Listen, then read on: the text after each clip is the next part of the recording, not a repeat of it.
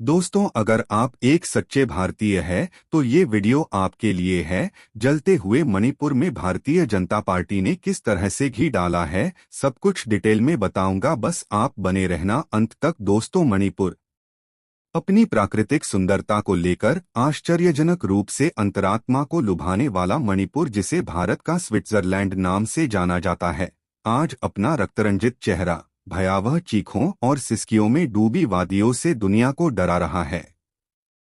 आगजनी गोलियों की तड़तड़ाहट, अश्रु गैस का धुआं, सड़कों पर गिरती लाशें और भय से चीखती भागती भीड़ ने मणिपुर की मोहक छवि धूल धूसरित कर दी है। एक महीने से जारी जातीय संघर्ष थमने का नाम नहीं ले रहा है। 100 से ज्यादा मौतें और अस्पतालों के बिस्तरों पर कराहते हजारों घायल, यह मणिपुर की वर्तमान तस्वीर है। भारतीय जनता पार्टी के राज में आखिर सौंदर्य की अनुपम धरती खून में क्यों लाल है, इसकी वजह बताने से पहले उस मणिपुर की चर्चा कर लें जिसका प्राकृतिक सौंदर्य दुनिया भर के पर्यटकों को अपनी ओर खींचता है। मणिपुर पूर्वोत्तर भारत की पहाड़ियों और झीलों के बीच स्थित है।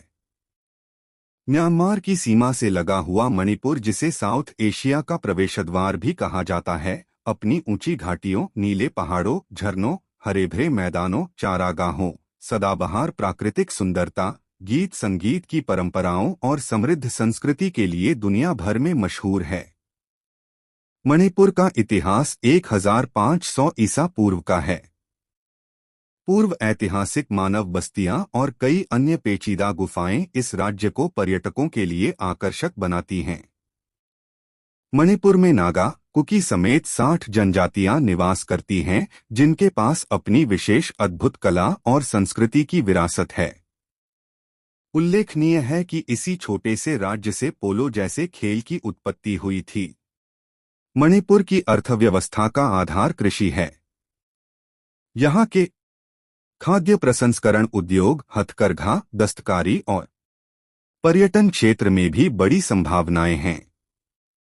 यहाँ हथकरघा राज्य का सबसे बड़ा कुटीर उद्योग है। वहीं राज्य में सबसे ज्यादा लोगों को रोजगार भी इसी उद्योग से मिल रहा है। यहाँ हथकरघा के तहत साड़ी, चादर, पर्दे, फैशन वाले कपड़े और तकिए के कवर तैयार किए जाते हैं। वहीं मणिपुर में कपड़े और शॉल की राष्ट्रीय व अंतर्राष्ट्रीय बाजारों में भी काफी मांग है। इसके अलावा हस्तशिल्प कला का भी राज्य में अनूठा योगदान है। यहाँ बेंत और बांस के बने हुए उत्पादों के साथ मिट्टी के बर्तन बनाने की भी एक अलग कला है। बांस और बेंत की टोकरी बुनना स्थानीय लोगों का सबसे प्रमुख व्यवसाय है। कहीं असुरक्षा, कहीं दबदबा। मणिपुर का नाम लेते ही मणिपुरी पोशाक में नृत्य मुद्राओं वाली खूबसूरत स्त्रियों की मोहक छवि, बांस की पत्तियों से बनी बड़ी बड़ी टोपियां पहने सीढ़ीदार खेतों में काम करते स्त्री पुरुष, नागा शॉल ओढ़े युवकों की तस्वीरें ज़ेहन में उभरती हैं।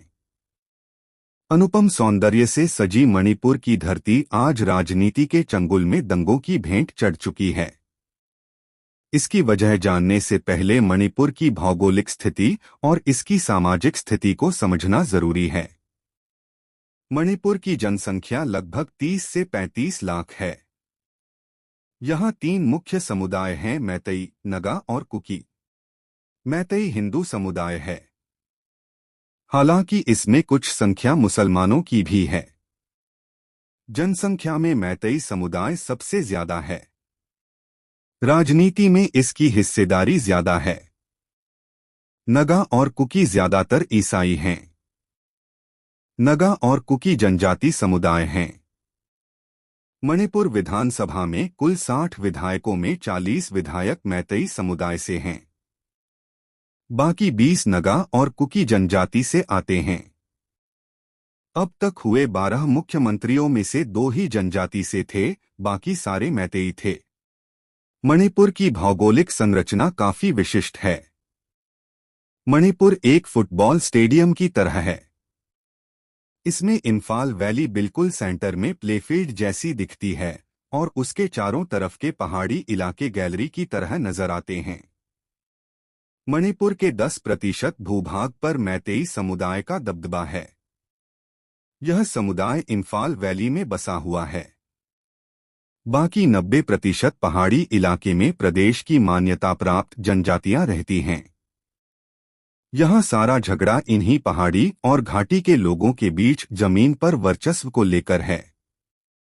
काफी लंबे समय से मैतेई समुदाय राजनीतिक प्रभाव में यह मांग उठा रहा है कि उसको भी जनजाति का दर्जा दे दिया जाए। इसके पीछे लालच है पहाड़ी इलाकों की जमीनें हथियाने और जनजातियों को मिलने वाले फायदे में हिस्सा बांट की समुदाय ने इसके लिए मणिपुर हाई कोर्ट में काफी पहले एक याचिका डाल रखी थी। जातीय समस्या और मणिपुर। मैतेई समुदाय की दलील है कि 1949 में जब मणिपुर का भारत में विलय हुआ था, उससे पहले मैतेई को यहां जनजाति का दर्जा मिला हुआ था। इसलिए उनका वह दर्जा बहाल किया जाए ताकि वे अपने पूर्वजों की जमीन, परंपरा, संस्कृति और भाषा की रक्षा कर सकें। इनका कहना है कि मैतेई समुदाय को बाहरी लोगों के अतिक्रमण से बचाने के लिए भी एक संवैधानिक कवच की जरूरत है। अपनी मांगों को लेकर मैतेई समुदाय ने वर्ष 2012 में एक कमेटी भी बनाई थी जिसका नाम है scheduled tribe demand committee of Manipur. उनका आरोप है कि उन्हें पहाड़ों से अलग करने की साजिश हो रही है। पहाड़ी जनजातियों ने उन्हें ढकेलकर इम्फाल घाटी तक सीमित कर दिया है। मैतेई पहाड़ों पर जमीन नहीं खरीद सकते क्योंकि वो जनजातियों की जमीनें हैं, जबकि जनजातीय लोग इम्फाल वैली में जमीन खरीद सकते हैं। इसके कारण मैतेई समुदाय के हिस्से वाली इम्फाल वैली भी उनके रहने के लिए सिकुड़ती जा रही है। लेकिन पहाड़ी जनजातियां मैतेई समुदाय को जनजाति का दर्जा देने का लगातार विरोध कर रही हैं। इन जनजातियों का कहना है कि मैतेई जनसंख्या में भी ज्यादा हैं और राजनीति में भी उनका दबदबा है। दूसरे यह कि मैतेई समुदाय आदिवासी नहीं हैं। उनको पहले से ही एससी और ओबीसी आरक्षण के साथ साथ आर्थिक रूप से पिछड़े वर्ग का आरक्षण मिला हुआ है और उसके फायदे भी वे खूब उठा रहे हैं। यहाँ तक कि उनकी भाषा भी संविधान की 8वीं अनुसूची में शामिल है और संरक्षित है। कुकी और नगा जनजाति मैतेई समुदाय को सब कुछ दे देने के विरोध में हैं। उनका कहना है कि अगर मैतेई को और आरक्षण मिला तो फिर बाकी जनजातियों के युवाओं के लिए नौकरी और कॉलेजों में एडमिशन मिलने के मौके और कम हो जाएंगे।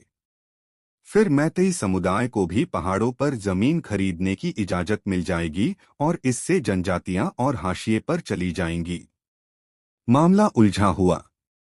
मैतेई समुदाय की याचिका काफी लंबे समय से कोर्ट में पेंडिंग थी, लेकिन मणिपुर में भारतीय जनता पार्टी के नेताओं की आवाजाही, मैतेई समाज से मुलाकातें, हिंदुत्व को मजबूत करने की इच्छा और ईसाई व बौद्धों को दबाने की मंशा ने आग में घी डालने का काम करना शुरू किया। इसके चलते हाल ही में मणिपुर हाई कोर्ट ने मैतेई ट्राइब यूनियन की उस याचिका पर सुनवाई करते हुए राज्य सरकार से कहा कि वह मैतेई समुदाय को जनजाति का दर्जा दिए जाने को लेकर विचार करे। 10 सालों से यह डिमांड पेंडिंग है। अगले 4 हफ्तों में सरकार इस पर कोई संतोषजनक जवाब दाखिल करे। इसी के साथ कोर्ट ने केंद्र सरकार से भी उसकी राय मांगी। कोर्ट ने अभी मैतेई समुदाय को जनजाति का दर्जा देने का आदेश नहीं दिया है। उसने सिर्फ अपनी ऑब्जर्वेशन दी है और राज्य व केंद्र से राय मांगी है। लेकिन इसने जनजातीय समूहों को आक्रोश से भर दिया। कोर्ट के आदेश के अगले दिन मणिपुर विधानसभा की हिल एरियाज कमेटी ने सर्वसम्मति से एक प्रस्ताव पास किया और कहा कि कोर्ट के इस आदेश से वे दुखी हैं। उनका कहना था कि कमेटी एक संवैधानिक संस्था है और उनसे सलाह नहीं ली गई। गौरतलब है कि पहाड़ी इलाके से चुने गए सभी विधायक इस कमेटी के सदस्य हैं, चाहे वे किसी भी पार्टी से हों। इस कमेटी के वर्तमान चेयरमैन भारतीय जनता पार्टी के विधायक डी गेंगमे हैं। इसी के साथ 3 मई को all tribal students union Manipur ने एक रैली आयोजित की। आदिवासी एकजुटता रैली राजधानी इम्फाल से 65 किलोमीटर दूर चुराचांदपुर जिले के तोरबंग इलाके में हुई। उसमें हजारों की संख्या में जनजातीय लोग शामिल हुए। उसी दौरान जनजातीय समूहों और मैतेई लोगों के बीच झड़प शुरू हो गई और देखते ही देखते पूरा मणिपुर हिंसा की गिरफ्त में आ गया। जातीय टकरावों को भुनाते दल। मणिपुर में झगड़े और तनाव की एक वजह और है। मणिपुर सरकार का कहना है कि पहाड़ी क्षेत्रों में चोरी छिपे अफीम की खेती हो रही है। जनजातियों के बीच ड्रग्स का धंधा फल फूल रहा है। बीते माह चुराचांदपुर में पुलिस ने 2 लोगों के पास से 16 किलो अफीम भी बरामद की थी।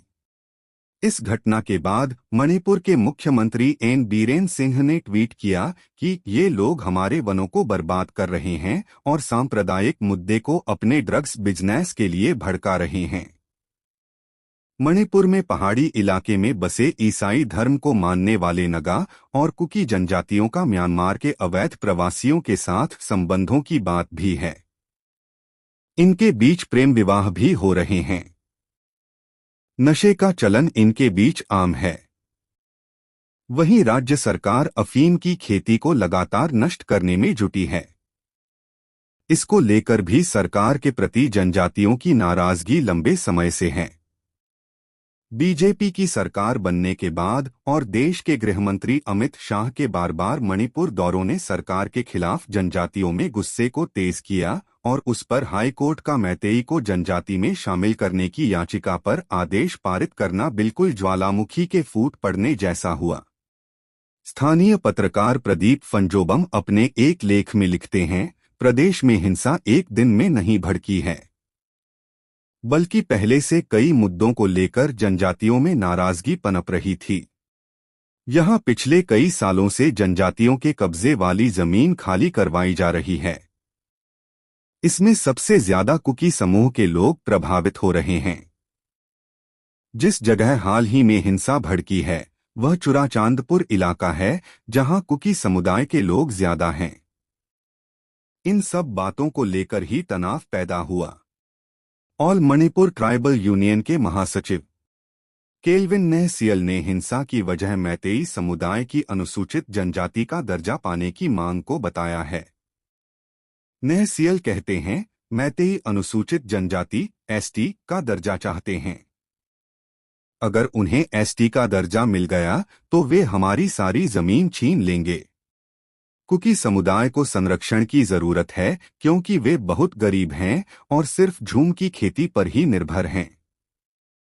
गौरतलब है कि भाजपाई मुख्यमंत्री एन बीरेन सिंह कुकी जनजाति को उग्रवादी करार दे चुके हैं और सुरक्षा बलों का दावा है कि वे अब तक 40 से ज्यादा उग्रवादियों को बंदूकों से ढेर कर चुके हैं। 29 मई को अमित शाह के मणिपुर प्रवास पर पहुंचने की पूर्व संध्या पर ही 10 लोग मारे गए, जिनमें एक महिला भी शामिल थी। आपसी मेलजोल जरूरी। आज पूर्वोत्तर का यह छोटा सा सुंदर राज्य राजनीतिक साजिशों के चलते आग की लपटों में घिरा हुआ है। जातीय टकराव के बाद हत्याओं का दौर जारी है। प्रतिक्रिया दोनों ओर से तेज है। मणिपुर के अनेक जिलों में आदिवासी समूहों ने 400 से ज्यादा घरों को आग के हवाले कर दिया है। सरकार से गुस्सा उत्तेजित भीड़ ने भाजपा के 4 विधायकों के घरों पर भी हमला बोला और आगजनी की सुरक्षा बल और सेना के 36,000 से ज्यादा जवानों की तैनाती के बावजूद स्थिति काबू में नहीं आ रही है। शांत और सुंदर मणिपुर आज धर्म की आग में झुलस रहा है। मणिपुर में यह टकराव न होता अगर पहाड़ी और मैदानी सभी लोगों को विश्वास में लेकर चर्चा की गई होती। किसी समुदाय को अनुसूचित जनजाति का दर्जा दिया जाना चाहिए या नहीं, यह एक गंभीर मुद्दा है, खासकर ऐसे राज्यों में जहां आदिवासियों और गैर आदिवासियों के बीच गहरी असमानता व्याप्त हो और हितों को लेकर टकराव होते रहे हों। लेकिन मणिपुर में इतने गंभीर मामले को सीधे अदालती कार्रवाई के लिए भेज दिया गया। राज्य सरकार ने इस मामले में जनजातीय विभाग और कमेटी से भी कोई चर्चा नहीं की, जबकि जनजाति का दर्जा देना राज्य सरकार के विशेषाधिकार में नहीं है। इस पर केंद्रीय आयोग और केंद्रीय गृह मंत्रालय ही कोई निर्णय ले सकते हैं। मणिपुर में घाटी और पहाड़ के बीच असमानता को दूर करने की जरूरत थी। जनजातियों के हितों की रक्षा करते हुए उनके बुनियादी ढांचे, शिक्षा और स्वास्थ्य पर काम होना चाहिए था। आदिवासी समुदायों के सामाजिक और आर्थिक उत्थान पर ध्यान दिया जाना चाहिए था, मगर भाजपा सरकार ने जख्मों पर मरहम लगाने की बजाय आग में घी डालने का काम किया। अमित शाह का बार बार मणिपुर दौरा जनजातियों में गुस्से को भड़काता रहा, क्योंकि हिंदू राष्ट्र की आकांक्षा पालने वाली भाजपा दमनकारी नीतियों पर चलकर विजय प्राप्ति का सपना देखती है। तो दोस्तों, ये थी मणिपुर के जलने की पूरी कहानी। आप कमेंट सेक्शन में हमें बताइए सही कौन गलत कौन। दोस्त, आप किस राज्य से हो जरूर लिखना।